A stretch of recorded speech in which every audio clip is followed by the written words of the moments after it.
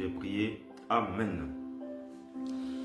Bien-aimés, dans Matthieu 28, du verset 19 au verset 20, Matthieu 28, 19 au verset 20, il est écrit, allez, c'est Jésus qui parle, bien-aimé, il est écrit, allez donc, faites de toutes les nations des disciples, baptisez-les au nom du Père, du Fils et du Saint-Esprit, et enseignez-leur à mettre en pratique tout ce que je vous ai prescrit, et moi je suis avec vous tous les jours jusqu'à la fin du monde, bien-aimés.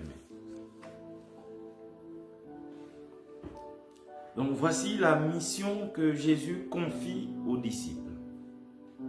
Bien-aimés, cette mission que Jésus confie aux disciples, c'est cette mission qui fait en sorte que toi et moi, nous soyons disciples aujourd'hui. C'est cette mission confiée aux disciples qui fait en sorte que toi et moi, nous recevons la bonne nouvelle aujourd'hui. Et que nous aussi, nous soyons en capacité, en mesure d'annoncer cette bonne nouvelle aux autres. Jésus est venu annoncer cette bonne nouvelle et lui-même il était la bonne nouvelle. Et il a chargé à ses disciples d'en faire de même. Donc d'aller et de faire des nations des disciples. Mais pas n'importe comment, bien-aimés. Il a donné, il a ajouté d'autres paroles. Il a dit en les baptisant au nom du Père, du Fils et du Saint-Esprit.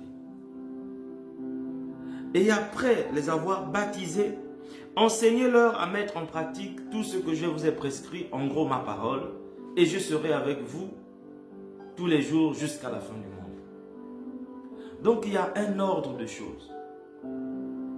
Pour faire des nations nos disciples. Pour faire des nations des disciples, il y a un ordre des choses. Pour faire d'une âme un disciple, pour faire d'une famille un disciple, pour faire d'un foyer un disciple, pour faire d'un homme, d'une femme un disciple, bien aimé, il y a un ordre des choses. En tout cas, dans la parole que nous venons de lire, il y a un ordre des choses en les baptisant. Au nom du Père d'abord. Au nom du Fils.